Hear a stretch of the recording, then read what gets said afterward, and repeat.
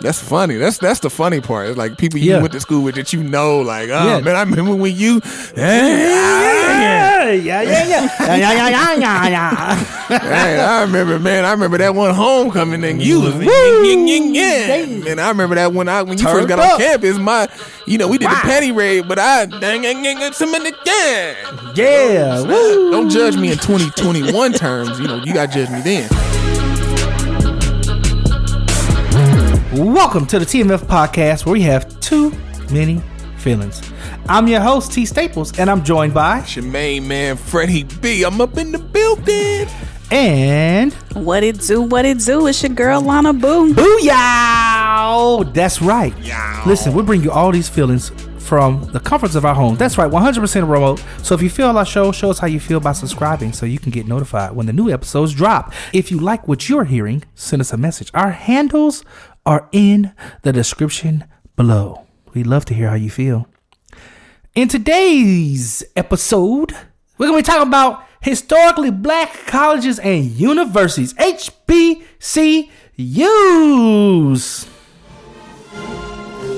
Hey, I'm so glad. Woo, that I went to TSU. TSU in the building. So glad. The real TSU. The real TSU. The Tennessee State University. Yes. That's right. I'm so glad. And listen, I hope you're glad that if you did go to HBCU, put it in our comments right now. Put it in our descriptions. Put the HBCU that you went to. If you went to HBCU, represent right now in the comments below. We want to see all the love of HBCUs. Now, some people say HBCs because I guess they didn't have a U, and some people just say HB because I guess they didn't know if they was a C or a U. But at the end of the day, we're talking about all of y'all. HBCUs, historically black colleges and universities. Gotta do it like how the presidents be doing it. They be doing all the extra emphasis and stuff. Oh, snap. You know how them speeches be going to HBCUs. And welcome to the Tennessee State University. You know how they do it. And so anyway, at the football games, football, they be going ham. Yeah, we going ham. I'm like, what in the world? You was putting a lot of neck in there. Sit back and relax, because the sounds of the sonic boom are about to attack. Wait a minute, wrong school, Freddie B. Wrong school. You that's yeah. Who the sonic boom? I forgot. That's Jackson State, brother. Come on, man. Jackson State. Oh, okay. Tennessee State represent, baby. Aristocrat of bands, AOB. Aristocrats. Man, remember that. But I got kind of an affinity towards Jackson State now because they got Deion, prime time as the head football coach, and my favorite football player is Deion Sanders. And my favorite player, just period, prime time, Deion Sanders. Mm-hmm. I love Deion Sanders. He played for the Falcons and the Braves. Mm-hmm. I love prime time. That man. Before we get too deep into the episode, we're not going to have a traditional internet never lost this time, because as you guys all know, there's a new vice president and a new president in office. And there were some inaugural events that happened around their inauguration, around them officially taking the oath of office. You probably would never say an inauguration and inaugurals that many times in the sentence ever again in your life. Ever. Probably not. And That sounded hard. Kudos to you. Yeah, it was hard. And one of the things that took place during this celebration was a We Are One. Now, there was a lot of events. They had an event for Asian Americans, and they had events for different politicians, and then they had an event, an inaugural event for. They did not specifically say HBCUs or black folks, but they called it the We Are One event, and it was an event that was spearheaded by the chair of all of the inauguration events, Dr. Allen. It was done, in my opinion, the best they could do, because we are in some times where, how can I say this? COVID-19 messed it up for us, y'all. I mean, it wasn't no traditional parade. It wasn't traditional nothing. But one of the speakers that introduced Kamala Harris, Vice President Kamala Harris, was Dr. Glenda Glover. She is the president of the Tennessee State University in Nashville, Tennessee. And I just want to play for y'all her words. What does she have to say? Everybody, take a seat and listen to her words. I am Glenda Glover, International President and Chief Executive Officer of Alpha Kappa Alpha Sorority.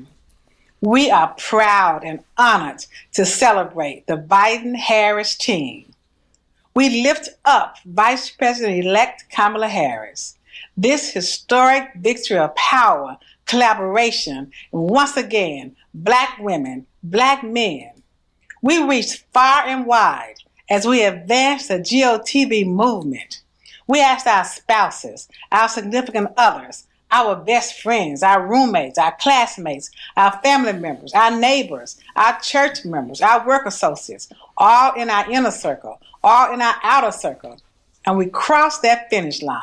Black women, we didn't give up, we didn't give out, we didn't give in. We stayed in the pride and power of Black women. We did it, and we crossed that finish line. You get little credit for starting the race, but you get the credit when you cross that finish line.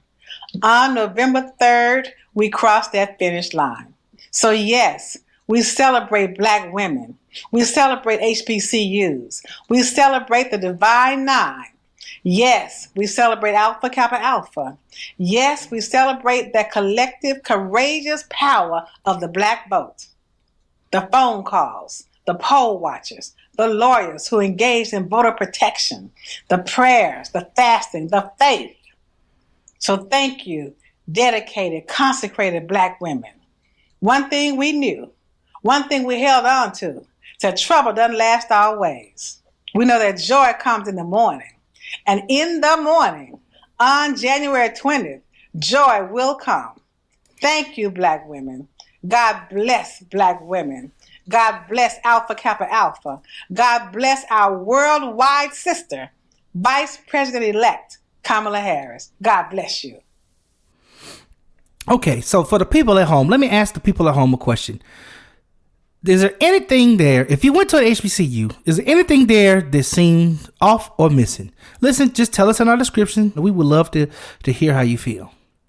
And now to my co-host, Alona Boo, and also Freddie B. What did y'all think about Dr. Glenda Glover's speech? Now, this speech played, she did this and introduced Kamala Harris before Kamala Harris spoke to all the watchers of the We Are One inaugural celebration. That was the intro? That was the intro. They brought her up to do it. Now, I want to give you just a little taste of how the night was started. Before we got to her, we had Terrence J, who hosted, which I don't know if y'all remember Terrence J from 106 and Park. Yeah. Okay, because Terrence J was hosting, and he set the tone of the night, okay? Mm-hmm. And he set the tone of the night, and she kind of finished it off because she was the last person you heard before we went to hear our vice president. And here is what he did to set the tone off, to start it off. The past government wasn't able to figure out the pandemic. Unfortunately, we're here doing this virtually, but tonight we're going to let our hair down and we're going to have fun regardless and celebrate this historic landmark inauguration. I've never been more excited. My vice president is a Black woman that went to Howard. I'm jumping through the roof right now, and I hope you are too. So tonight we're going to celebrate and have fun. That's how he started the night off. He started the night off letting you know what it was, okay? Mm-hmm. Okay? And what happened was, as the night went on, you would see this kind of carried on from speaker to speaker. You know, you would hear people like Representative Warnock. Thank you so much. Good evening, everyone. I'm Raphael Warnock, Senator-elect from the state of Georgia, pastor of Ebenezer Church in Atlanta. It's wonderful to see everybody tonight. It's my task to introduce Dr. Tony Allen, who is the Chief Executive Officer for the inauguration. He is the president of Delaware State University, one of our great historically Black colleges and universities.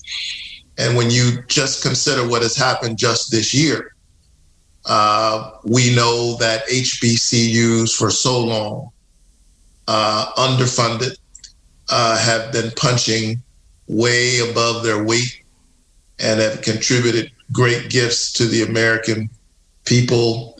And so we have a Howard University graduate vice president named Kamala Harris. We have a mayor in Atlanta, FAMU, named Keisha. We have a visionary and amazing leader in Stacey Abrams, Spelman College. And you have the first Black senator from the state of Georgia, proud graduate, with my brother Cedric Richmond of Morehouse College. Do you hear what's happening? Freddie B, Alona, do y'all hear what's going on? This is the tone of the night that's being said, right? Mm-hmm. Now, based on what you've heard so far, I'm just kind of curious. Was there anything missing from Dr. Glover's her intro, her address? I played you her whole address. I didn't play everybody's whole address. I just played these intro snippets of these people. You know, anything missing? She the president of Tennessee State. She ain't say that. She ain't throw the name out there. She sure did. Tennessee State. She said she the CEO of AKA though. Yeah, she sure did. Matter of fact, let me just remind people, just in case they didn't hear it. I am Glenda Glover, International President and Chief Executive Officer of Alpha Kappa Alpha Sorority. That was it. That's all you are? Chief Executive Officer. Is that Alpha Kappa Alpha? So this is not necessarily a full show about. We're not gonna sit here and bash, but I want to start off and I just like to get rid of old news, old dirt business out of the way. You know what I mean? This is like, you know, give me the bad news first. But I want to just sit there and talk about this. How do you feel? Both of you are graduates of Tennessee State University, the Tennessee State University. You are Tigers. You are royal blue, black and white wearing alumnus of a great university, and you have your president who was given the opportunity to speak on a national platform, right, in front of millions of people before the vice president speaks. This is we're propping her up, and she forgets to say, and president of Tennessee State University. Why is this an issue? I'll say it's an issue because, especially in HBCU land, because she doesn't mention the HBCU she affiliated with. She talks about, you know, the Greek organization, and so and then like when you go to HBCU, or when you're in college period, and people pledge fraternities and sororities, we all know those people who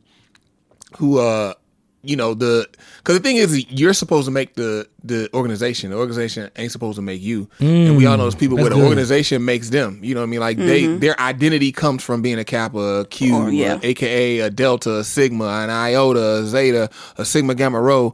Like their identity comes from being a part of that, and they live it up, and they still they leave undergrad and they still repping, like they still posting all the pictures and wearing all the Perry and wearing double Perry and all, you know, just overboard with it.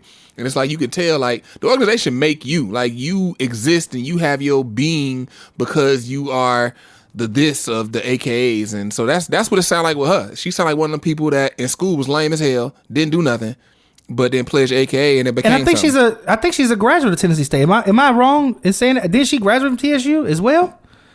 Like she's not just a president that came from another university and got some big degree. Like, I think she's actually homebred. Like, I think that's even more frustrating. Say you know, that ain't so. Yeah, look, we looking it up right now. Look, I bet your buddy Lee over there. Like, let me look this up. He don't know what he talking about. She went to Tennessee State, Clark, and George Washington and Georgetown. She ain't say none of them. Nope. She ain't say none of them. And I what I don't understand is the way the night was going.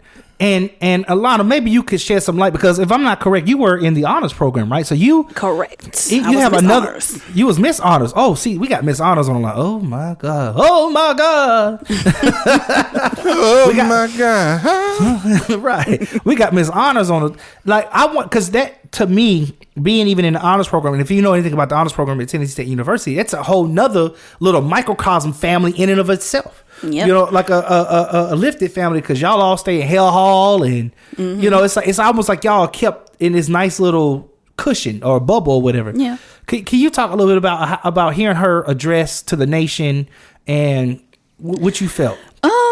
When I kind of said that was the introduction, like that's when I was, I was like, that's you're giving this national platform and that's the best you got, like that was my opinion of the speech.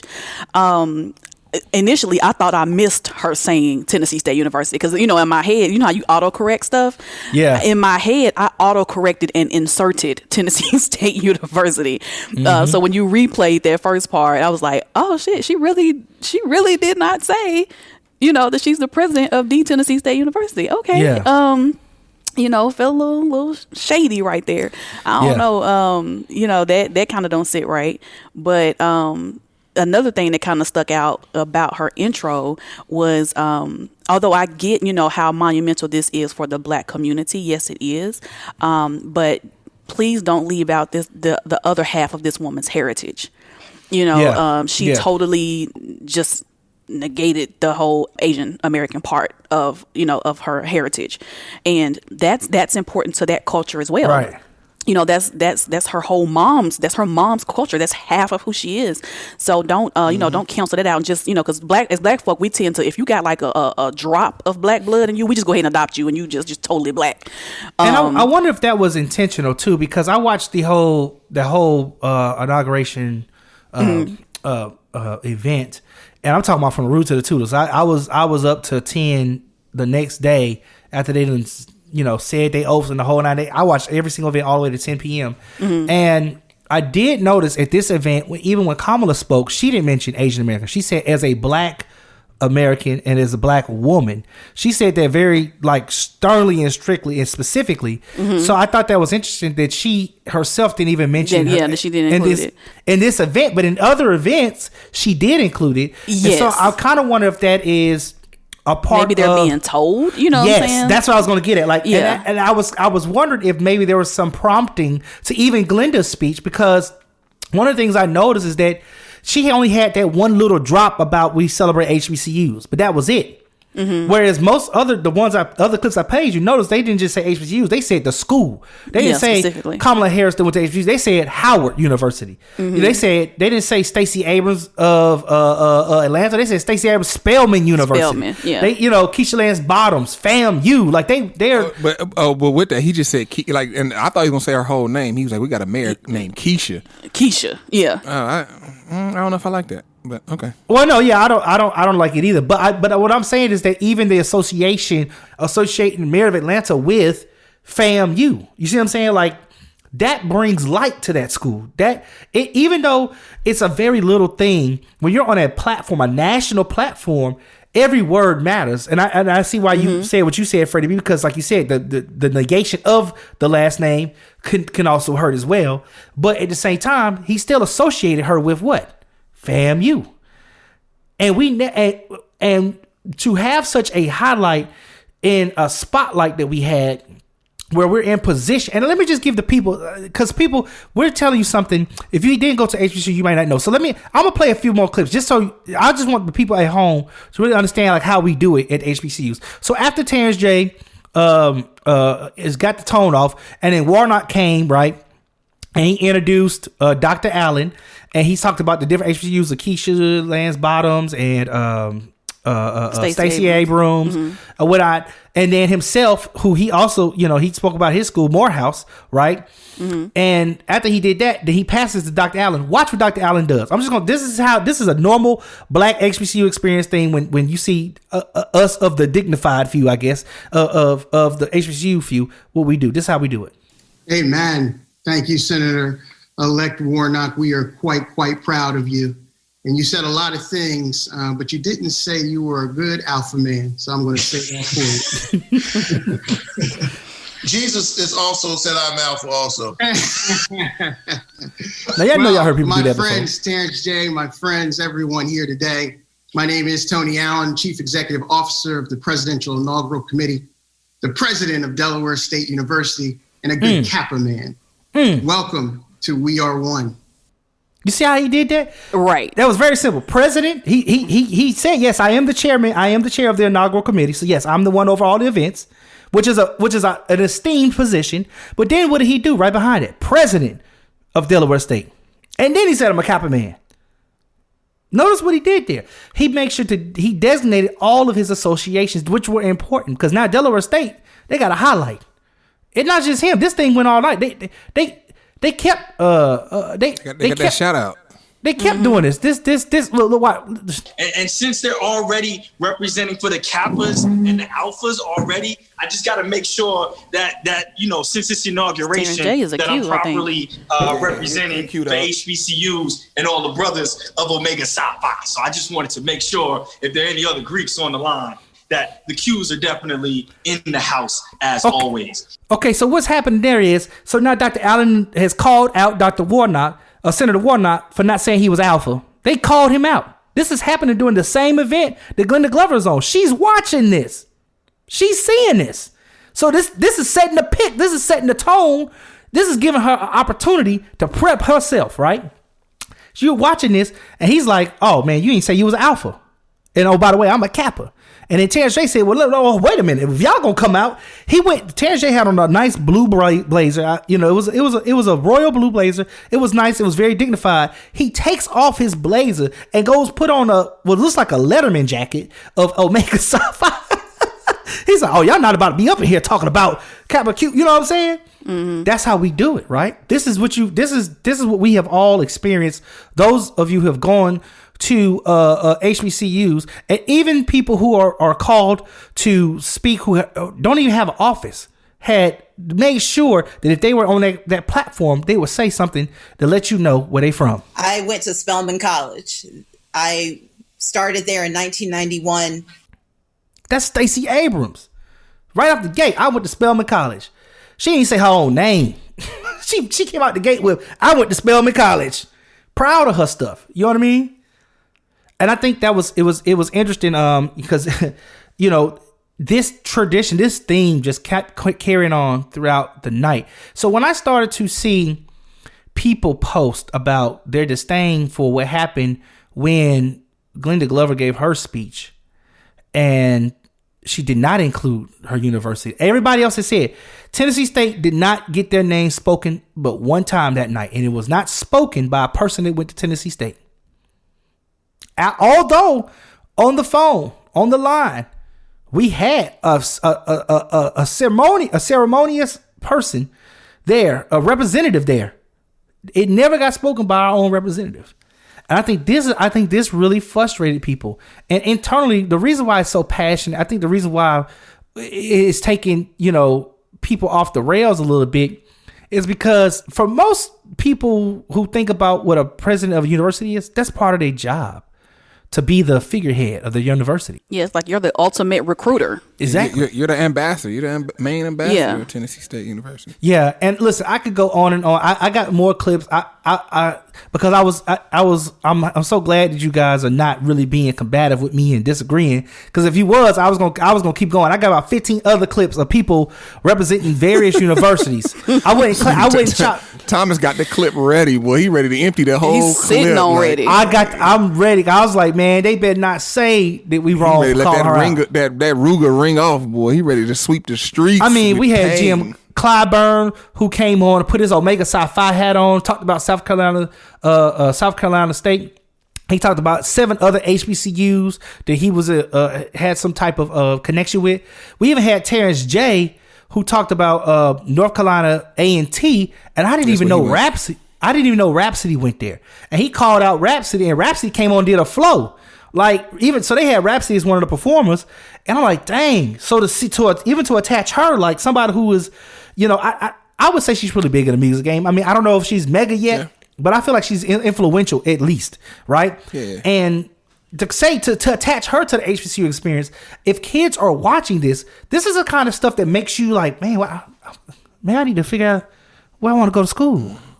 Yeah, you start to see that HBCU connect. Even if you don't go to the same school. It's like the HBCU, like that underdog type connection. And I mean, that's really wild that the president who got her undergrad from Tennessee State, now she's a president of Tennessee State, that she never, throughout all this, watching all this, never like, yo, I went to TSU, like didn't say she went there, didn't say she was the president there, that's that sucker shit. I mean, that's the sucker shit we be talking about, man. So man. I mean, I would love to see her like, hey, so what's good, baby? What's good? Like you was on the you leaving? Like what's the deal? Like you on your way happy out? You went? Like you ashamed that you went? That was your last choice to go, and you won. You just got the presidency to get a check. Like what's good, baby? Yeah, holla at me. Yeah. Well, listen, I would be remiss if I did not play the one time that the university or the school in question that did not get the name announced by its own namesake or person that attended, alumnus. They did get his name announced by Cedric Richmond, Representative Cedric Richmond, and he introduced all of the marching band performances that were to come. So let's take a little listen to this. Well, look, thank you, Terrence, for those kind words, and thank you, D Nice, for spinning those wheels. And look, let's recognize the Texas Southern debate team for that outstanding performance. Let me just start off in my Morehouse ways and give my Morehouse brother, Dr. Warnock, Senator Warnock now, a shout out, and to my Spelman sister who we came in together, Stacey Abrams. Give her a wonderful shout out. What you're doing is amazing. Keep up the good work. We will highlight some of the best HBCU bands in the land. We're going to start with, we have the Marching 100 from Florida A&M. We have the Sonic Boom from Jackson State, Louisiana, representing the one and only Benny Gordon Thompson. We have the Tennessee State University Aristocrat of Band. Hey, yo, B. Then we have and from the state that launched the Biden presidency, we have the Marching 101 from South Carolina State University, representing the one and only Congressman James E. Clyburn. And from the greatest state in the world, Louisiana, we have the world famous Grambling State University Band. And then we have the Human Jukebox, Southern University, where my mother and father graduated from. You see how he did that? A comprehensive, shout out. He hooked up everybody that was participating in the event. I think it's funny how he said Louisiana is the best state in the world. Like what in the world? Like the best state in the world? Like hold on, wait, what are we doing? What's happening here? Like what are we doing? Like, hey, we ain't all perfect, Freddie B. We ain't perfect now. You know what I'm saying? Best state Try to get our shit together. Like I think the best state in the country would have sufficed there. Like that was, it's people in Germany like, well, no, I even United States is better. Not the best state. Yeah. I'm like, bro. But and I think y'all kind of get the picture too. Like this went on throughout the night. Like this happened all night. So there was no excuse for why we were overlooked at all. And I just want to say, we see you. We all went to Tennessee State University. We're all alumnus of Tennessee State University. On the line here. Wait a minute, Dr. Buddy Lee. Did Dr. Buddy Lee go to Tennessee State too? I don't know. Is he online still? I don't know. Dr. Buddy Lee, did you go to Tennessee State? Yep, Dr. Buddy Lee. So this is all TSU love right here. So listen, we all went to TSU. So I just want to make sure that we know that we are okay, and we're giving our love right now to Tennessee State University and its representation in the inaugural events this past January 20th. AOB, I see y'all out there with the straight military style. Black Lives Matter. I feel you. I saw them out there doing their thing. And shout out to all the HBCUs who got an opportunity to shed any type of light on their own school and their own culture and their heritage, and bring some love and some light back to themselves, and participate in the events. Shout out to all the HBCUs that got to participate, and hopefully this show can be a marker in the sand so that we never have to talk about this again. But I feel like this has come up too much in the past of a lot of us, of a lot of HBCUs, where we just missed the mark in these opportunities. And I think this is one of those opportunities, those things that was missed. So this one was a major miss. Because you don't get these. This is like platform, right?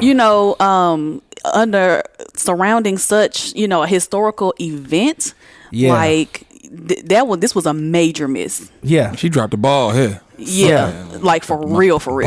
Yeah. Somebody talk to Glenda. Glenda, come here. Glenda. Let me holler at you. Pull her to the side. Come in the office. Yeah, like, come in here. Come right here. Let me holler at you, Glenda.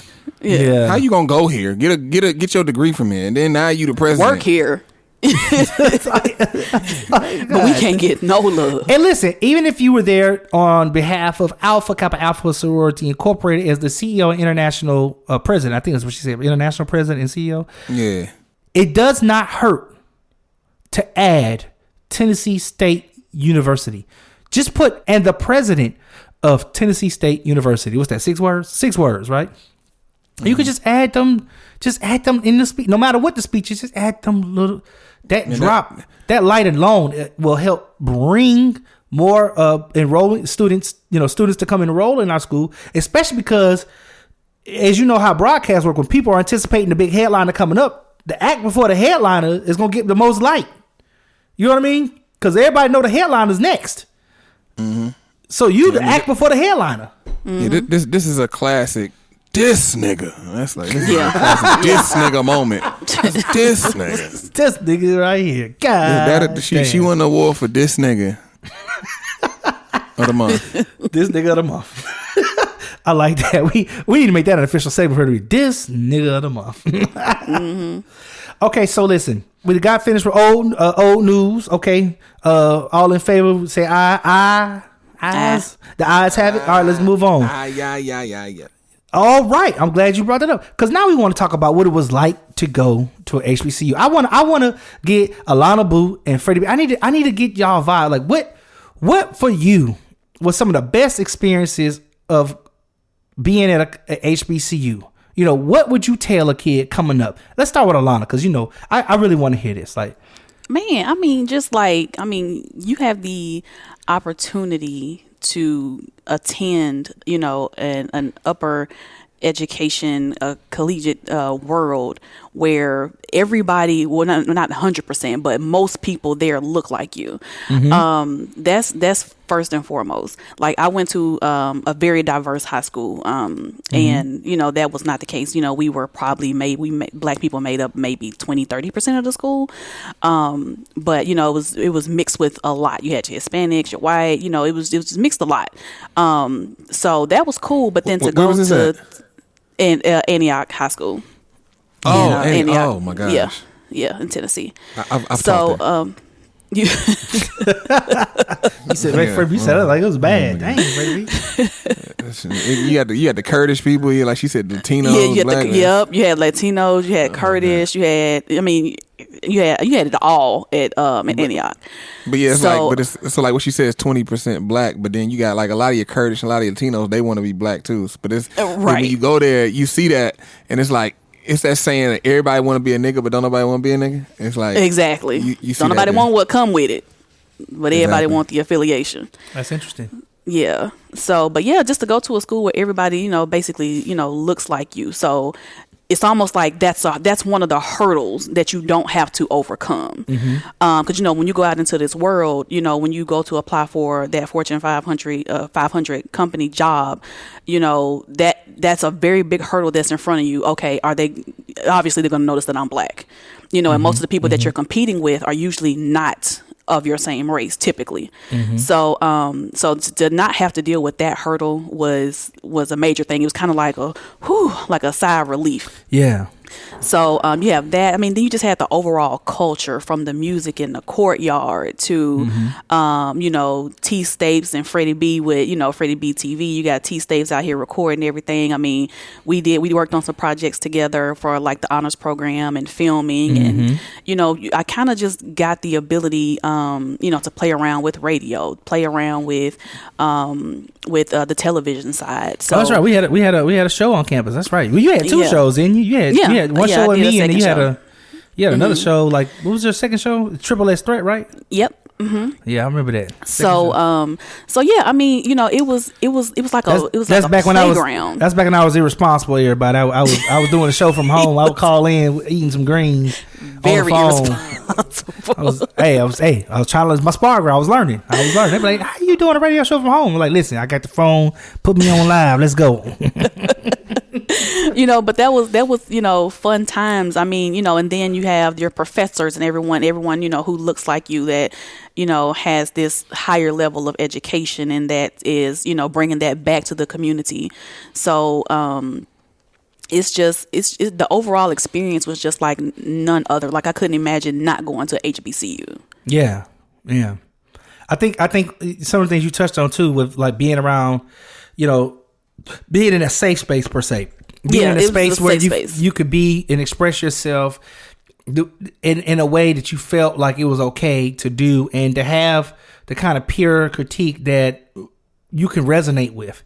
I think that's one of the things that really made it a good experience, and I'm glad you touched on that. Freddie B, I mean, HBCUs, I mean, would you recommend them? I mean, how was the experience for you? Yeah, I mean, I would definitely recommend it, because the thing is, when you go to HBCU, you have a family, so that's why Black people always go back to homecoming. It's like you went to HBCU, you go back to homecoming even after you graduate, and 5, 10, 15 years after graduating, you still going back to homecoming. That's what you do. Like at PWIs, at those institutions, primarily white institutions, like when you leave the school, you don't go back to homecoming. People don't come back. You know what I mean? But the reason why Black people come back, because it's a family reunion. That's a time. It's a time to relive those college experiences, because when you Black and you're in the world, like Alona was saying, Alona was saying, when you go get a job, you can't. You have to. Black people have to code switch one, and so we have to restrain our natural culture, like just culturally what Black people do in the neighborhood, at your house with your friends, like how we normally are. We might talk loud, laugh loud, or be aggressive towards one another, which it doesn't mean anything to us, just based on our culture, like playing the dozens. Yeah, the dozens. That's an inherently Black American culturally a specific thing.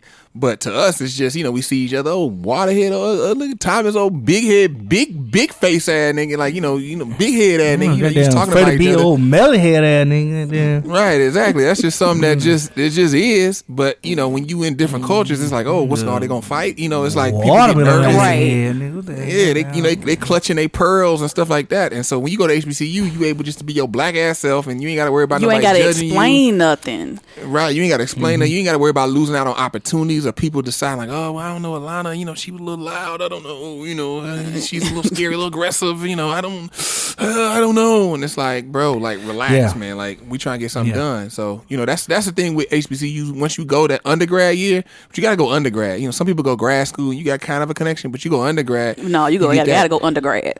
It seems like almost a family too for life. Yeah, when you go undergrad, it's like a family, like you being introduced, and these people become your family.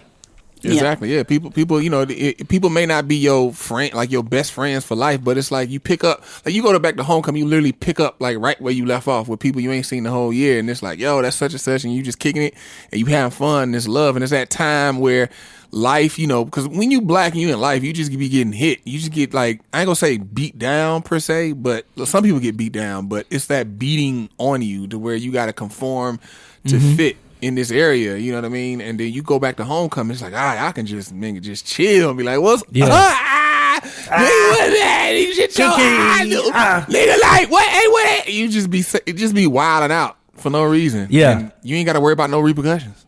But and let me add to yours, Freddie B, that you see an abundance of Black excellence. So it's not just that you're around Black for the sake of Black, right? Right. You do have the networking, and networking almost becomes second nature to you, because HBCUs, you learn how to, get into different circles and make friends, and then you become good at networking. I always tell people that my HBCU experience has allowed me to move throughout life.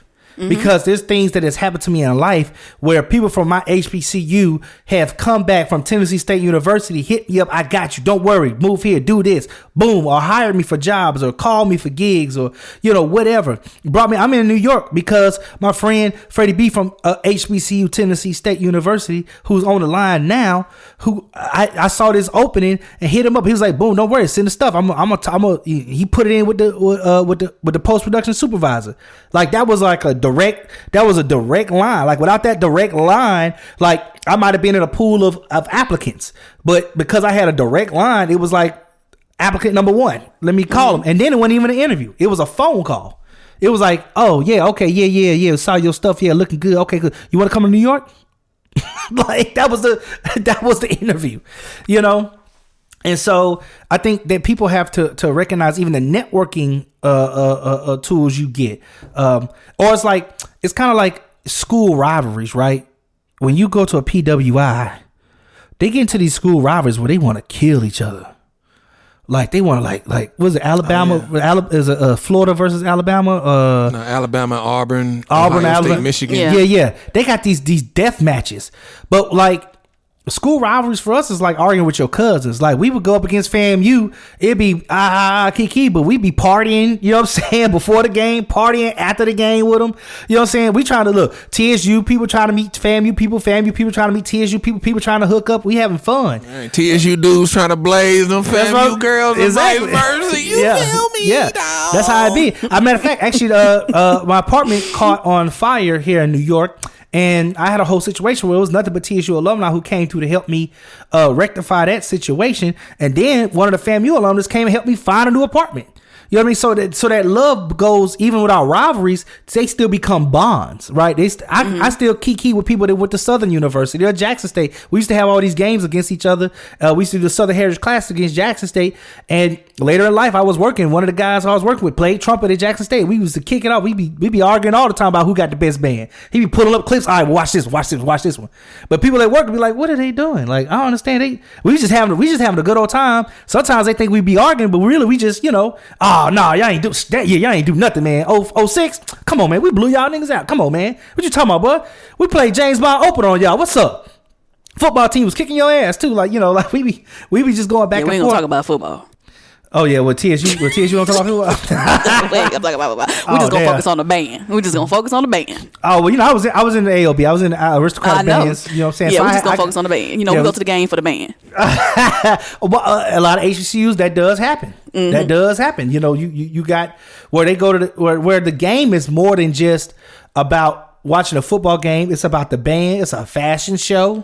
Okay, yeah, like fashion show. Oh my God, y'all remember some of those classics?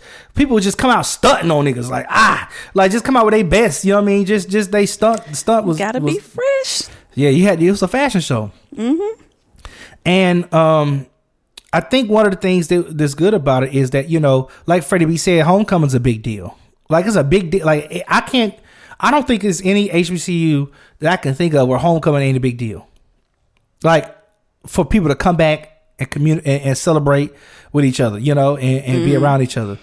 And so, one thing that I thought was interesting about, this year's inaugural events and having all the HBCUs up there, I kind of wondered to myself what it would have been like if it would have been a regular inauguration, like when you had a regular parade where the new president and vice president sit behind the glass or whatever and watch all the people. Like I would have loved to see Kamala Harris throw up her little, what's it called, the ski, what they call it, the pinky, throw the pinky up and start doing the line dance when the girls, when the girls came by, because that would have been dope. They had to send a video in this year. They sent a video in of some steppers, and I was like, "Oh man, this ain't the same. It don't feel the same." That's some stuff got to be live. You know what I mean? And I would just love to see that. We got to see a little bit out on the campaign trail. Actually, she there was a couple of spots. I think in Florida was one, and there's a couple of places she went where they actually did like a line dance on the stage. And she did a little something, but it wasn't really punched up at the time because of course they hadn't won the election yet. So I'm pretty sure now that they won, it would have been a real big deal. Another thing that's good about HBCUs that I think is there's a lot of alumni have open door policies, and this is something that I think I didn't even realize I was like this, but I do recognize that it was given to me this way. One of the people that I apprenticed under, who's gone now, Barry Scott, he would like any question I had about production, he would answer it to the best of his ability, or he'd be like, listen, let's just go to a studio. Let's go talk to the people. And I've even extended that same courtesy to people. I noticed that with the young lady the other day, she was asking me about, what does a first AD do? She's like, what does a first AD do? I said, I started to explain to her what a first AD does. And then I stopped talking. And in the middle of my conversation, I said, you know what? I'm just going to call my boy. And I called my boy, Larry McGee, who is actually a first AD. And that's what he does is his career. And I just called him on the phone and said, Larry, what you doing? Oh, man, Staples, I'm just chilling. You know, I was like, hey, listen, I got this girl here. She want to know about first ADs. I figured I'd just call you. I was like, can you give her like a little 2-minute rundown? He was like, nah, don't worry about it. He talked to her for the next 35 minutes. That's love. I didn't ask for all that. You know, I know he's a busy man, but he sat there and answered every question she had. And then at the end of the conversation, he says, if you ever want to experience what it's like to be on the set, and this guy works on big sets, you know, HBO, you know, he's working on big movies. I can't name all the stuff he's doing, but he works on official sets. He was like, just whenever she want to come down, just tell her come on down. I'll let her work a couple of days, let her see what it's like, so she can see firsthand. That's love. That's the kind of love you get from HBCUs. Mm-hmm. You know what I'm saying? That, mind you, me and Larry haven't talked on the phone in 7 years. I just had his number, called him up. What's up, Stapes? It was like Freddie B said, like we never left. Like, what's up, man? How you doing? Oh yeah, I'm over here. Okay, yeah, we about to go to work. Yeah, we going back to work tomorrow. But yeah, okay, let me tell you. Oh, this is what the first AD do and da. Ran through the whole thing. That's the kind of stuff you get from HBCUs. And let me just tell y'all, for all y'all out there listening, you heard what Alona Boo said. You heard what Freddie B said. But I want to take it to a whole nother level, because HBCUs not only give you those good cozy feelings we're talking about, they also leave you with traditions that for somehow some of these traditions just keep transcending time. One of those or transcendent things that you get left with is the classic random pep rally. These random turn-ups on campus. Some are for homecoming, some are for a big game, and sometimes the band is just out doing its thing and people following them. But you get these classic pep rallies, and you get all this nostalgia music that comes along with it. Like, is it African Bambaataa? Is that the song they all step to? The Greeks. You hear, boo, boom. Yeah, Planet Rocks? Planet Rock. There we go. It's Planet Rock. You get that. You get stuff like "Nut If You Buck Boy Nut." You know that, like, that's a song. It came out, but as far as HBCUs, like, that's like a moment where we all looking for the IOTAs. Let's see who they're gonna beat up today. You know, like, you get classics, but one classic that has not only infiltrated HBCUs. No. Hold on, wait. So when you say everybody step to the African Bambaataa Planet Rocks, that's the Alphas. But everybody steps to Set It Off. Set It Off. Set It Off, right. Set It Off. Yeah. Strafe or something. I forget how you say it, but okay, there you go. There's a song called Set It Off. That's what everybody step to. Set It Off, I suggest. That's what I'm talking about. Set It Off. Yeah. Everybody. You hear that? You know the Greeks is coming out. All you gonna hear is a bunch of. The party is over. The party is over, and move to the side. Right. The classic double clap. All you're going to hear is this. And then replace your favorite Greek sound with it. Ooh, or ski-wee, or, you know what I mean? All you're going to hear is that. Yeah, all the sororities. Yeah, all the sororities. You're going to hear the signals come through with the whistle. Whistling the whistle. It's crazy. It's like, it's a lot of classes. Well, hold on. Is that our Sigmas or is that all Sigmas that somebody have a whistle on be blowing the whistle? I've seen a lot of Sigmas be having the whistle. Oh, outside of TSU? Yeah. I've seen a lot of Sigmas have the whistle. Yeah. Okay. Now, that's also the thing, like with HBCUs, like you have different chapters, and different chapters had a particular thing as well. Mm-hmm. And like when you go to different, like especially if you go to different homecomings, you go to different campuses, you'll see like, oh, they Kappas do it like this here, or they Qs do it like this here. Right. But one thing that transcended HBCUs, it started, you know, in the black cultural area. It was a hip hop song. It was popular, but it has now transcended the HBCU area. Is this right here? I bet y'all. I'm gonna trigger some feelings when I play this. Hey.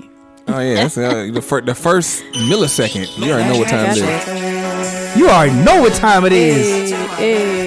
Now if you hear this song, y'all know out there, you've heard this Negro song spiritual. Before. It's a Negro spiritual.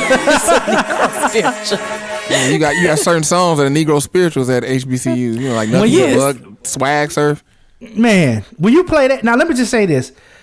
I want y'all to realize this. Everyone from corporate America, the hood, colleges, non-English speaking countries, and even Beyonce has had some connection to this song.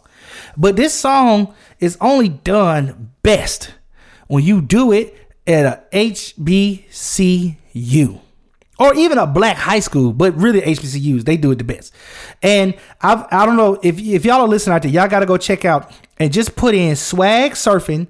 That is SWAG or put in SWAG SURF into YouTube. So 2 words, swag surf. Put them 2 words and hit search and watch how many clips come up of people swag surfing. And what's funny is you'll see all kinds of people, even white folks. Like, it's funny, Freddie brought up Auburn. That was one of the big clips. It was Auburn swag surf. They had the whole stadium swag surfing. It was the largest I have ever seen. It was at the Iron Bowl 2017, if you want to know what specific clip I was looking at. I've seen the Kansas City Chiefs do it. I've seen just all across the nation. People have swag surfed. And that's something that we did, like, what was that? When did that song come out? 05? 04? When did it come out? It was a song that's been out. People been swag it's been out. surfing. And I got to give a shout out to my man V from Stevenson High School, my high school. You know what I'm saying? Like I was telling Freddie B and Alona in another episode that my area of Atlanta, a lot of stars came out of. The guy from Fly, the people who made swag surfing, went to Stevenson High School. Matter of fact, in the line, in the song, he's got a line that says, "Paint drop Stevenson, the black and blue jag out." But yeah, that is like Freddie B said, it's a spiritual. That's a HBC Negro spiritual. You know what I'm saying? Yeah.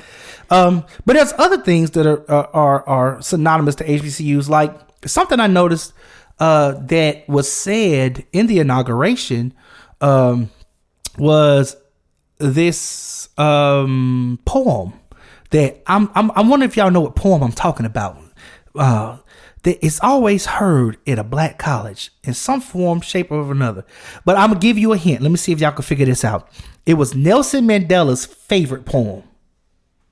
Is it with Maya Angelou? Nikki Giovanni? It was not written by a black person though. But it's one that's celebrated through all our schools.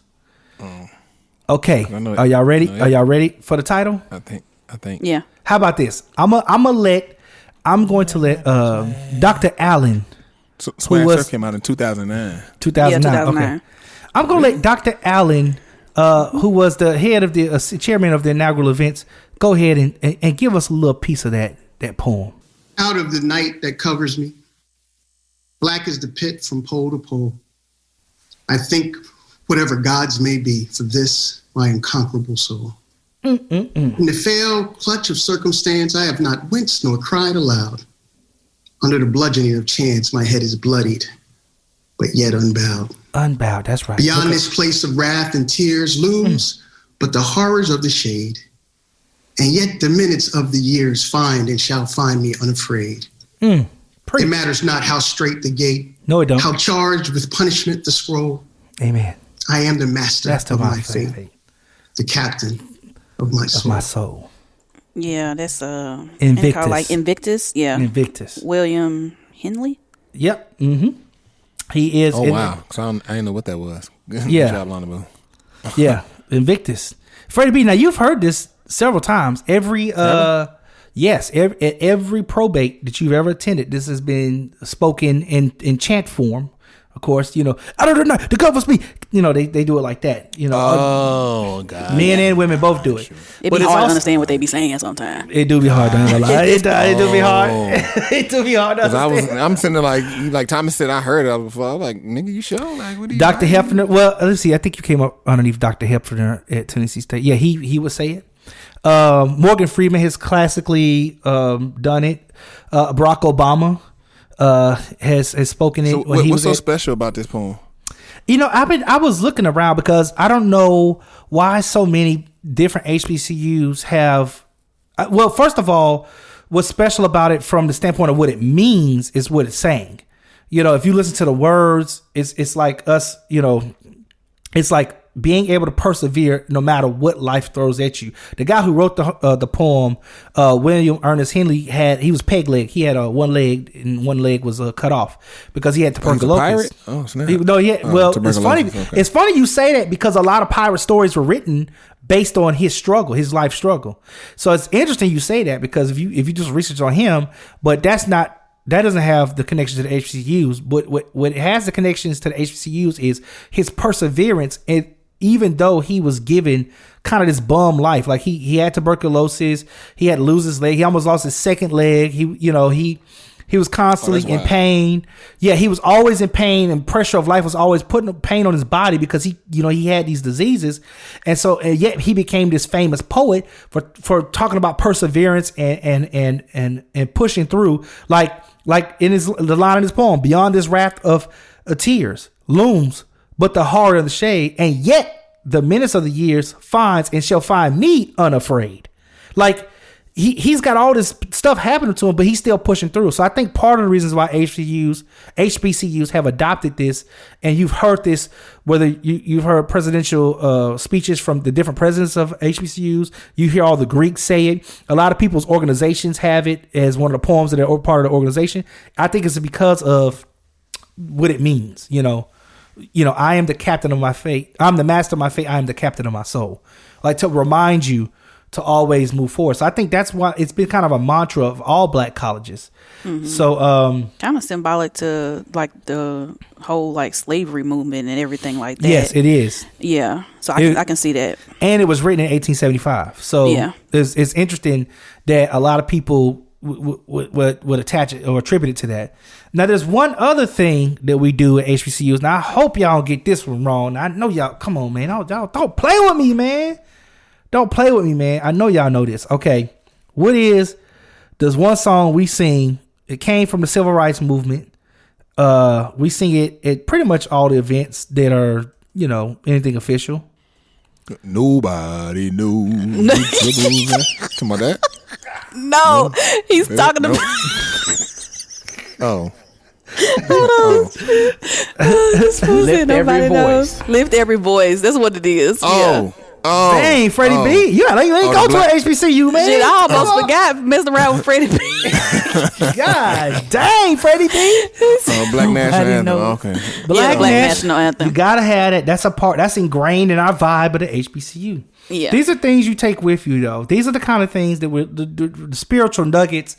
But yet, whether it's new modern music or if it's lift every voice and sing, which is sung on many platforms that have to do with the African American struggle and just African Americans in general. You sing lift every voice in church. These are the things that kind of tie all of us together. No matter if you went to FAMU, if you went to Southern, if you went to Tennessee State, you went to Fisk, you went to Howard. No matter where you went, South Carolina State, Lane College. Arkansas Pine Bluff, Jackson State, Grambling State, you know what I'm saying? Texas Southern University. Who else I got? Give me some more. Who y'all got? Clark Atlanta, Morehouse, Morris Brown, Spelman. Oh God, rest in peace, Morris Brown. They coming back though. Come on back, Morris Brown. Please come back. We need y'all back. No, I think they got the funding. I think they should be back. They now. They got the accreditation, but they still got they need a lift. We got to get some more funds injected in them. I think Cheney State is one. I think that's the very first. HBCU that was the very first HBCU. Yes. Yeah. Yeah. And the reason why I know that because I met this chick and she was like, "Yeah, I went to Cheney." I was like, "What the hell is a Cheney?" What's a Cheney? The very first. She was like, "That's the very first HBCU," and I looked it up and it was, and they got this weird. It wasn't spelled the way I thought it was, and then it's like some super small school, and it's kind of like up north. It's like I think it's one of the in Pennsylvania. One of the most, it's the most northern HBCU because most of the HBCUs are concentrated in the south. Yeah, and so like none out west. Yeah, so we got to make sure that we. Well, because that's where we were, right? Think about where slavery ended, where we mostly were. And the reason why the HBCUs were created. Because we couldn't go to other schools. Exactly. Right. That's the thing I'm always arguing with white folks online. It's like, well, that's racist. Why y'all gotta have a BET and an HBCU? It's like, nigga, we got it because we ain't had no choice when they started. That was a necessity. It wasn't like we decided we don't like white folks. We gonna be racist, so we gonna start our own school. Y'all wouldn't let us in y'all school, ugly ass little boy. Yeah. And now you want to go to our school and call yourself the minority and get the scholarship. I don't understand that. That's not even right.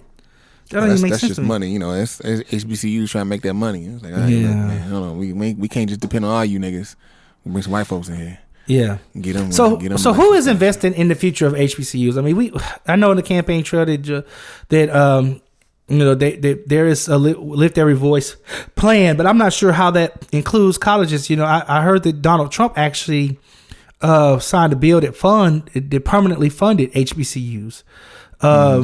So who's investing in the future of our HBCUs? I mean, what can we do as individuals to make sure that our HBCUs survive? One thing I know I'm doing right now is doing what I'm doing today on this public platform, talking about it. But what are some other ideas? Do y'all have any other ideas? You got to give back. Mm-hmm. You know, like you mean like monetary? Monetarily. Yeah. Like funds? monetarily. I know the honors program reaches out to me, and of course the Alumni Association. You reach out a couple of times a year, and it's just providing those donations and stuff. I was at Tennessee State on a scholarship, so to have, and I know, some of that was funded by alumni dollars. So, to be able to give back so that you can reach out and help the next person that's coming up behind you is very important. Okay. I feel that. Freddie B. A hand out so you can have a hand up. I know, that's right. What else can we do? That's the main thing. Like you joining your alumni association in your area, because just about all schools have a alumni association. So we have the tri-state one, and paying your dues, and that money kind of goes back for the association, but then goes back to the school. So that's the main thing. And some people do like their own like little things. Like Charles Galbraith, he was a Mr. TSU, and he's the national alumni president for Tennessee State. And I always call him Mr. TSU because he was, when he became Mr. TSU, he actually enacted and made Mr. TSU more than just vanity. Because before that, Miss TSU gets to do a whole lot of. That's actually a position at TSU at the school. But Mr. TSU was essentially just her escort. It was just a vanity position. It was just to walk and escort her different places. You as Mr. TSU, you did nothing. But then Charles won Mr. TSU, and then he made Mr. TSU where it was like he became a voting member, and you actually had stuff to do now. Not as much as Miss TSU, but you at least you actually mattered now. Mm-hmm. And so that's why I call him Mr. TSU, because he changed stuff, and he's always been working with TSU and doing a whole bunch of stuff with the homecoming and all that type of stuff. So it's giving back, and then he does this thing called I forgot what it is, but it's basically like he gets alumni and pairs them and helps pair them with current students. So it's like the current students can talk to somebody who went to TSU, and if you need something and you need advice, if you need monetary things or things paid for, things done, you got somebody who's already there, who's already maneuvered to help you. So that's also a good thing, even outside of just school. Just especially when you go back from homecoming, go on campus and try to talk to some of the students or meet some or whatever the case may be, and actually you can help them go straight to the source. That's even better. Yeah, so I hear just as good, rather. What I'm hearing is be active, right? Be an active alumnus, and making sure that you activate what it is you have, not just your financial resources, but your other resources like time, yeah, and your and your profession. Mm-hmm. Yeah, that's also good too. What you just said, profession, like whatever your profession is. Like, make yourself available to go back to the school to maybe even link up with the professors and talk in the class. Because everybody got that class where, the professor bring people in to talk to y'all. Yeah. What's interesting is like how the professors have changed since we've left school.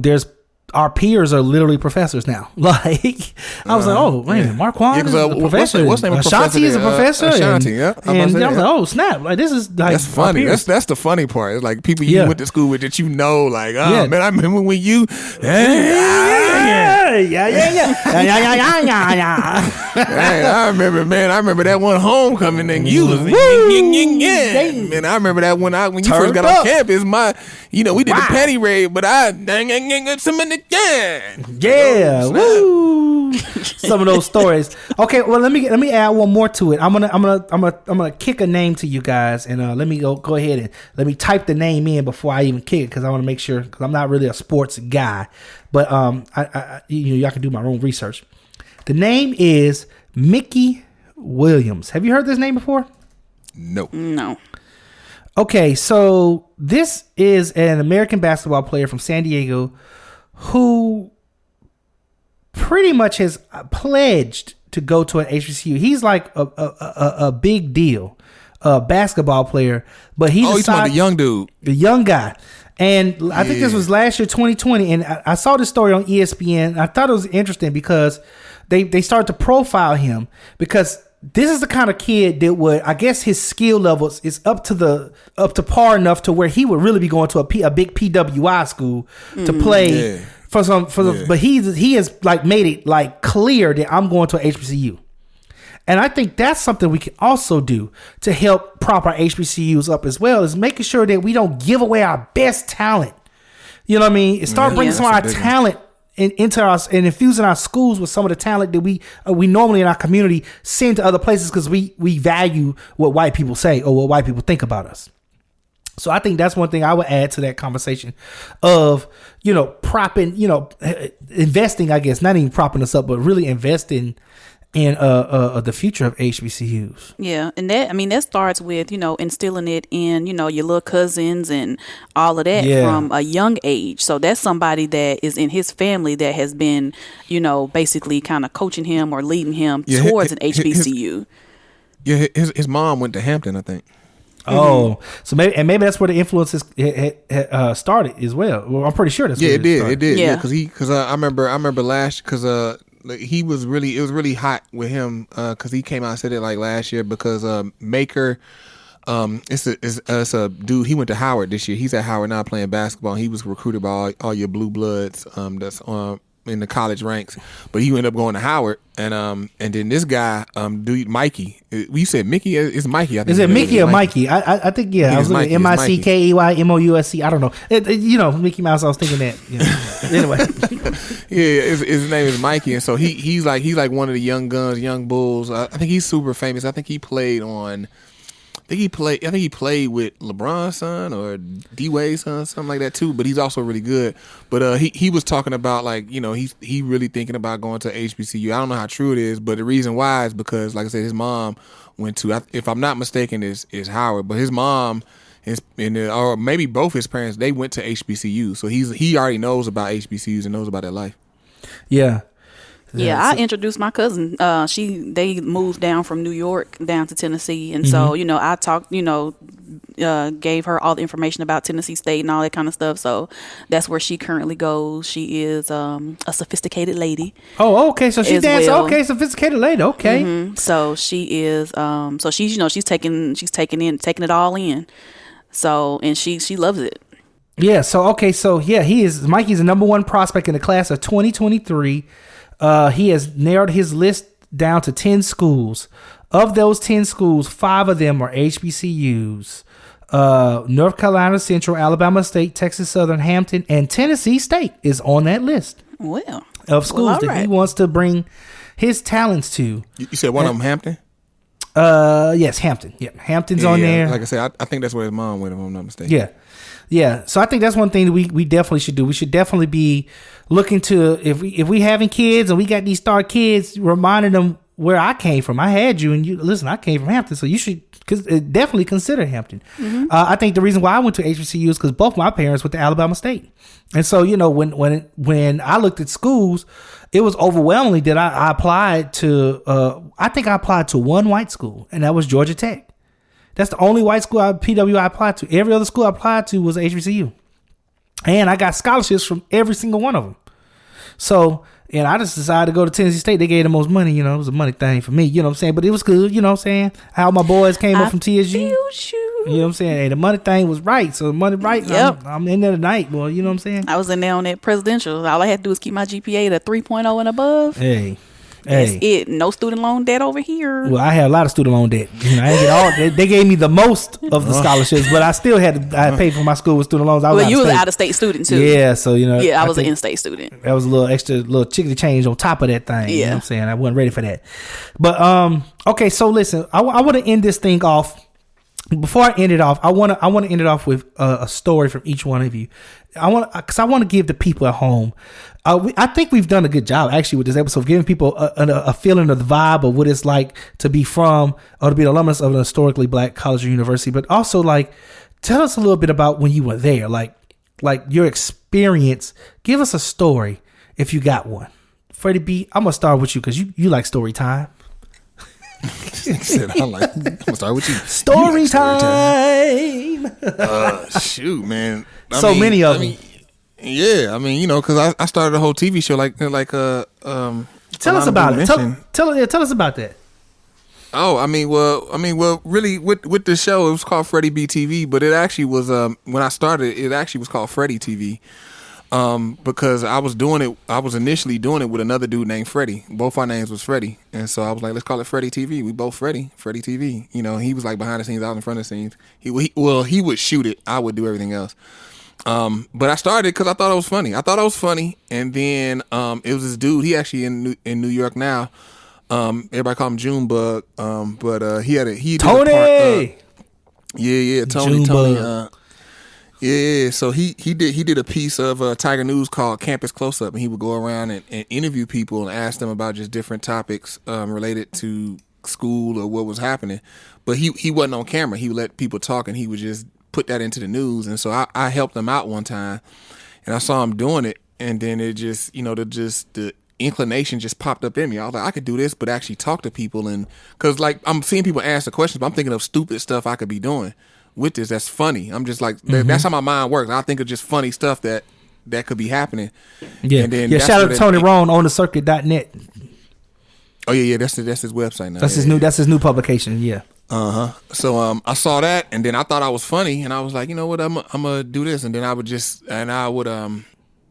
asked him how would he put it in with the news, and then just find out how they broadcast the news on campus. And once I found that out, I was like, all right, it's on. I'm about to do it. I'm funny, and I'm about to do my own campus close up, but it's gonna be Freddie TV. And then we did it, and then it popped, and it just got ridiculous, and I made money off of it. And then Freddie, the initial Freddie, fell off because he was a non-traditional student, so he was like 26, 27 at the time. I'm like a little young kid. And then the following year, that's when I met you. That's when I met Thomas. And Thomas redid my DVD at the time. Mm-hmm. He redid it and made it look better, and I was able to add stuff because this other dude who did it, he was ass. And so, and then Thomas redid it, but I can't even remember how, like, you redid the DVD, but I can't remember how it became where you actually gonna start like doing the camera for me everywhere. You gonna be coming with me everywhere. I can't remember how that happened. Probably me just like gassing. You know, I mean, come on, let's get it, man. The camera, man. What's up, man? Let's do it, man. I'm scared.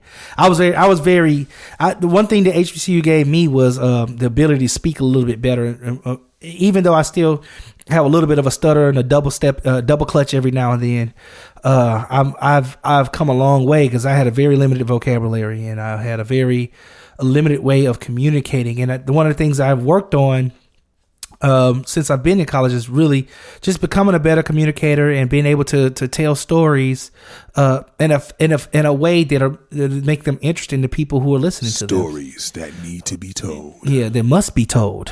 Stories that must be told. Yeah, you got to. They must be told. And so that's B. Scott. B. Scott. Yeah, that's definitely right. And so that's been my big mission is working on my ability to communicate. And back then, you know, when you talk about how we hooked up, man, I probably said some. I was known in high school as a wild card. You know what I'm saying? So when I got to college, like I was in an engineering program. I remember. I guess I just was not in tune with the reality of where I was at, because I remember having like the braids and the whole nine, and people were like, you got to cut your hair, man. You know, this more dignified program. I'm like, oh, I'm out here. Like, no, I'm good. Yeah, somebody braid me up. Like, like I was in the pre-program, just looking just straight rough for no reason, but I was just doing me. I wasn't even thinking about nobody like that, you know. And then I kind of started to like, oh wow, like I don't live in a world by myself. It's people around me. And I think the HBCU kind of shaped me. And I probably said some crazy stuff. I like, hey, Freddie B, man, your shit stuck. Let's go, baby. I probably said some crazy stuff like that. You know, that's just how I talked back then. You know, no. You was when I was editing, you saw it. You was like, oh, it's okay, it's fine. Everybody was laughing, but you just like you trying to be cool. Like, it's cool, it's okay. Yeah, like, right. I was like, who is this guy? But like I said, I can't remember how. I wish I could remember the actual, like, what was the actual linchpin that it went from.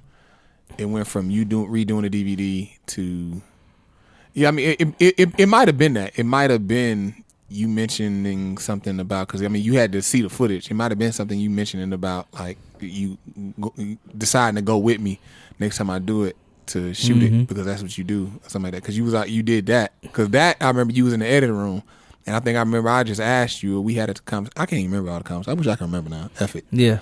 Yeah, rest in peace, Dr. Page. By the way, he was he's gone on as well, and he was Dr. Page died? Yeah, to my knowledge, yeah. Let me look that up. Hold on, if I don't want to kill the man off too. Oh, nigga, I'm like, nigga, hold on. We getting information. Like, I didn't know that. Breaking news. No, I think he did. I think he did pass. Actually, look him up. Did he? Yeah, I think he passed. I mean, I wouldn't be surprised. I just didn't know that. I mean, because he was like what? His name was Donald Page, right? Yeah, Dr. Donald Page. Yeah. Yeah, I think Dr. I was actually thinking about him some months ago. Like, I wonder what he doing because Dr. Page used to piss me off so bad. And Donald Calvin Page, Nashville, Tennessee, December 28th. Professor for 40 years at Tennessee State University. Mm-hmm. Yeah, man. So rest in peace. When he passed? I think that was December. This past December?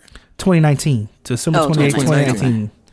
Yeah, so yeah. I didn't know that. Yeah, man. But yeah, man, Dr. Page, man, 40 years. He put in some real time. I think he put some serious time in up there. And I shouted him out. I'm shouting him out because of the whole when me and Freddie B actually met, we met while Freddie B was in the communication program, and Dr. Page is one of those professors that, we both had to go through. I wasn't even in communication. I was an engineering major at that time. He was trying to stop our shine so tough. Yeah. Golly, man. Yeah. Jesus, man. Like, I mean, rest in peace, Dr. Page, but man, he tried. It's like he tried his best to stop everything I was doing. I was like, nigga, I know you're not black, but nigga, come on. Yeah. Like, I will never forget. I had backstage media passes to the Best of Both Worlds tour. I had it sold up. So what happened? I used to work with this one chick. She was an Egyptian, and her parents had like hella bread. So her parents would just give her money, and she started a business, the little carts in the middle of the mall. And so I had met her through this other dude, and I started working for her. And then she started liking me. I didn't know she was liking me like that. But she had went out the country for a month and a half. And so she had left me her phone. She had a Cricket phone and she had a Sidekick. And she left me both her phones, because at that time, like those phones didn't work out. She was going back home to Egypt. And at that time, the phones, they didn't work over there. So she was like, I'm just going to leave them here. But then she left them with me. So I was on campus with 3 phones. I had my phone, her Cricket phone, and her Sidekick. Damn. And even back then, Cricket was unlimited minutes. So my phone, I had like daytime minutes. And so, it would run out. So people would call me. I was calling back on the Cricket phone. And then I had a Sidekick to where I could message people, like email. And that was, that was before what it is now. So I was able to get in touch with the tour manager with the Best of Both Worlds tour, because at that time I had met the marketing manager for Bridgestone Arena. At the time it was called Soul May Center. So I became friends with her, and she linked me with that person. So I'll be in class with this Sidekick messaging the tour manager, like back and forth, like everything she needs. I'm on top of it. Boom, boom, boom. And so I'm messaging her from the Sidekick. So she thinking like, okay, he prime time, because back then if you had a Sidekick, you was prime time. Yeah. So she thinking I'm prime time. So I'm making moves with it. And so I line it up. She like, okay, cool. And I tell her I'm a student at TSU. I'm just stunned. I'm telling her I'm the student president of the communications program there, the whole nine, and she ain't got no choice but to believe it, because I got a Sidekick and I'm messaging her at any time in the day. Anytime of the day, I'm right back. So then she finally told me like, okay, cool, I got you cleared for backstage passes, and I'll overnight them, I'll FedEx them to you. But I just need an official letter from you, official letter with your school's letterhead on it, saying what you've been telling me. So like I said, I'm telling her I'm the president, whole nine. So that's all she needs. So I'm like, okay, cool, I'm good. Like, she don't send me, I got the whole message, the whole nine, I'm good. So I'm like, okay, Dr. Page is my advisor, so I talk to him all the time, and I've seen the letterhead in his office. So I go to him and I write the whole letter out. I write the letter out, exactly what needs to be said. I go to Dr. Page and I say, Dr. Page, look, I need you just to print out this letter that I've written, print it out on your letterhead, so I can send it. I tell them the whole day, I got media pass. I'm gonna do a package on the Best of Both Worlds tour. It's a concert that's coming. I've talked to the tour manager. She's cleared it. Everything's good. I just need you to put this letter on your letterhead. That's it. Because that's what she said she needs. You done set the whole situation. You ready to go? Man, it's laid. It's perfectly laid. I got 2 backstage passes, media passes for the Best of Both Worlds to Jay-Z and R. Kelly. 2 backstage passes. Clear. The tour manager, the lady running the tour, already has told me this. I go to him and tell him that. He says, oh yeah, no problem. He says, like, no problem. I'm like, yes. I'm like, I walk out of there on cloud 9, because I am about to be up close and personal with Jay-Z and R. Kelly. Like, I know saying R. Kelly right now, it just really sucks, and I probably shouldn't say it, but at the time, it was wonderful and it was great, guys.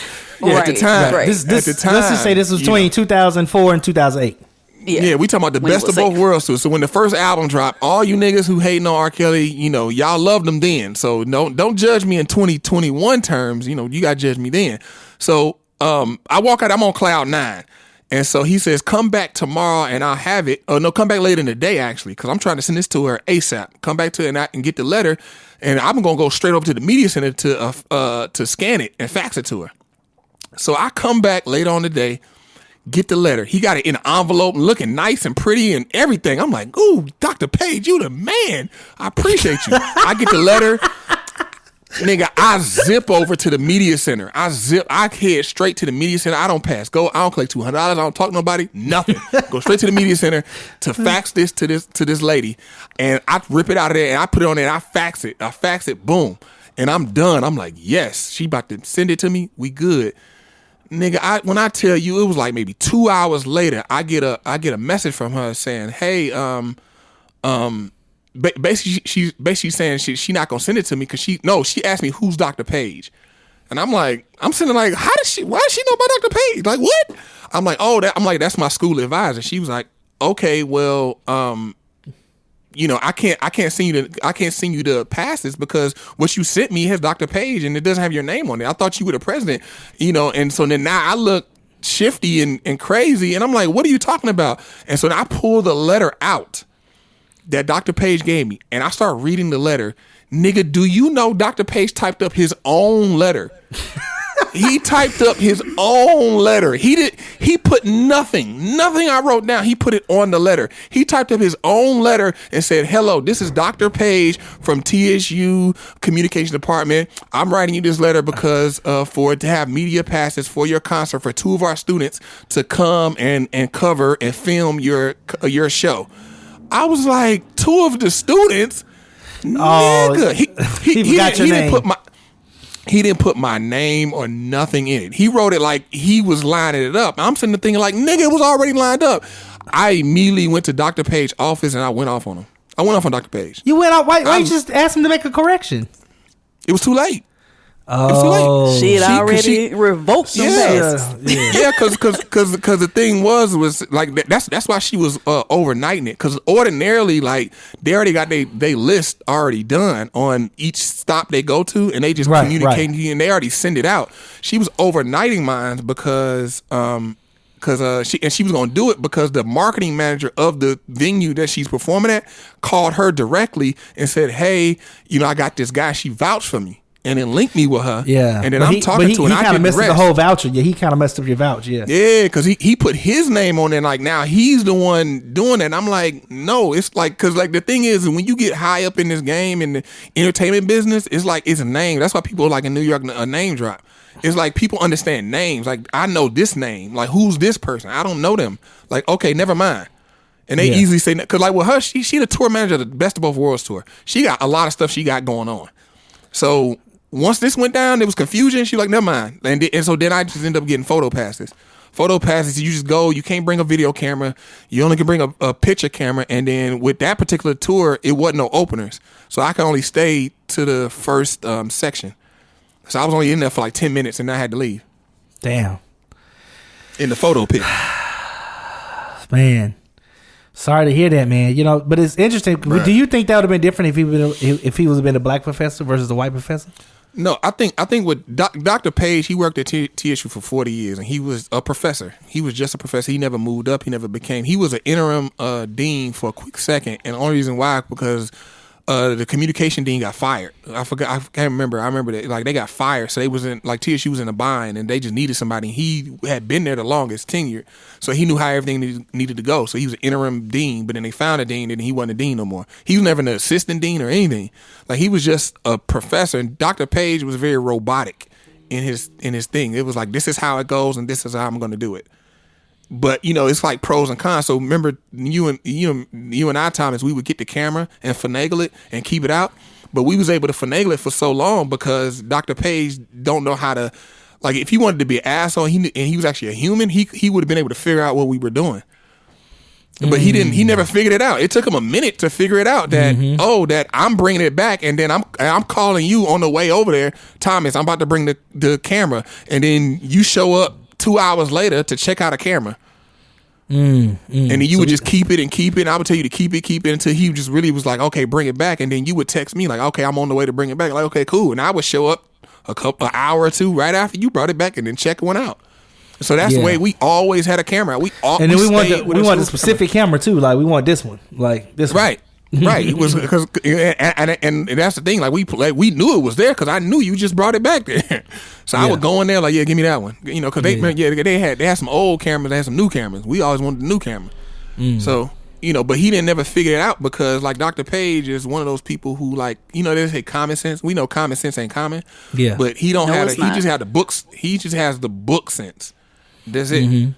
He ain't got nothing but common sense. It's interesting because you gave us a good story and a bad story. I kind of like that you did that, so that gave Alana. Okay, so I gave you time to prep your story, Alana. So let's see what you story time. It's story time. So what you got for us, Alana? HBCU story. I'm gonna start, like first from how an HBCU kind of prepared me for like on a professional level. Okay. So being a part of the honors program where excellence is a way of life. Excellence is a way of life. They got their own motto. It wasn't think, work, serve. It was excellence is a way of life. They had to step it up on us. Is a way of life. Okay. So, we did. Dr. Hill. Yeah. We did a lot of Dr. Holt. No, you got to shout out Dr. Holt. Dr. Holt. Dr. Holt. Shout out to Dr. Sandra Holt. Sandra Holt. Yeah. Sandra Holt. She is an amazing woman, and when she, finally retired from Tennessee State, I was like, oh, they're gonna struggle to find somebody to, kind of fill her shoes. She's amazing. Everybody called her Dr. Mom. Because she was just, such a motherly figure and just this. I wasn't even in the sweetest program. And like people who are not even. I wasn't even. She loved on me all the time. Mm-hmm. She loved me. I was good friends with her son too, though. Love Noise, Eric Hope. Yep, Eric. I got cool with him. Yep. So, TSU prepared. We went through vigorous courses on leadership training. Okay. We went to, we got to travel. We went to conferences like the Thurgood Marshall Conference in New York. Did y'all travel with Dr. William Latham? Yep, with Dr. William Latham. Okay. And he's the one who taught us about leadership and excellence and things like that, so that when we go out of our cute little bubble that we're in, being surrounded by people who look like us, when we go out into the real world and we have to compete, he made sure that we were on that level to compete, like, doing mock interviews, doing all kinds of different training techniques and things like that. So I am a very strong interviewer now, because of the things that I, experienced there at Tennessee State University. So I always give, props to them because they definitely prepared you for life after. Because a lot of people try to say that you go to a HBCU, it's not realistic. Everybody in the world is not black. Yeah, I've heard that complaint, but I'm like, people say I'm doing that pretty a lot. good. I'm doing pretty good out here. Yeah, and I'm like, and I said, no, don't get it twisted. Oh, they definitely prepare you for the fact that when you get out of here, the people that you're mostly going to be competing against is not always going to look like you. So yeah, we got some vigorous leadership training. Always reading John C. Maxwell books, on leadership and things like that. It definitely prepared me for the world outside of our fun little bubble that we were in. But other than that, on the fun side, being, in the communications department and, doing the radio shows and things like that. I don't know if you knew, Thomas, but I was on the morning show with Sherm. Oh yeah.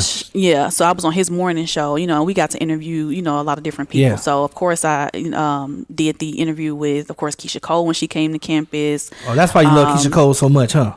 Well, she was super nice in person. She kind of comes off, like kind of bitchy sometimes. Well, the question I have is, did she look like what's her name? K. Michelle. K. Michelle at the time. Did she look like K. Michelle? This was pre-new teeth Keisha. Gotcha. So this was still gap full, Keisha. This is she be smelling good though. She be smelling. I met her at backstage. I met her backstage at the Kanye West concert. It was Keisha Cole, Fantasia, and Kanye. I met her backstage. She smelled like heaven. But her attitude still was like. She smelled better than Rihanna though. She smelled better than Rihanna. Rihanna smelled like another universe. You so silly. So yeah, so getting to do that, got to interview David Banner, Clifton Powell. These are people that are active in the community, in the entertainment industry. Yeah. And and they're taking time out of their schedule to come to to Tennessee State University and and help out these college radio students get our interview skills up and and things like that. So it was an absolute great and the funnest experience like ever. Yeah. Like when I think about the best times, like forget high school, whatever. I go back to Tennessee State every single time. Yeah. The best of times, the worst of times. But really just the best of times. Even my worst of times was still my best of times at Tennessee State. I mean, it was. I remember that time, at Hale Hall, we ain't had no hot water for a period of time. Oh, yeah. Oh, the struggle was real. And I was the only one who could take... That's when I found out nobody else knew about the whole cold shower thing. You don't know how to take cold showers? I was taking showers like it wasn't nothing. I was like, oh, I can take cold showers. Man. I still took my shower, but it was just a struggle. Fresh. Yeah, it was. My skin was tight. Struggle. My skin was tight, but I'm fresh though. but that says something. I'm actually from Nashville, Tennessee, and I'd rather stay on campus and take a cold shower than to just go 20 minutes to Antioch. That's right. Home. You could have just went home. I didn't even think about that. Yeah, I should have hit you up. But hey, Lana Boo, listen, let's go to your mama house. You know what I'm saying? Up the street. You know what I'm saying? Tell her come get us. What you doing? Yeah, I didn't even think about that. That's true. Yeah, but no, that's how much I enjoy just the whole essence and vibe of being on campus. I lived on campus all 4 years. So wow. I really, you did better than me, Thomas, you were off campus. Oh, you did better than me. I got up out of there, boy. Yeah, you got up out. But yeah, so I stayed on campus all 4 years and being an in-state student. So, that just let you know, like I loved it. That's good. That's real good. I had a great experience there too. And I won't give a long drawn out story, but I will say that everything that I got to go through, whether it was getting to stay in the honors dorm and not even being an honor student and not being an honor student. Yeah, that was real slick, Thomas.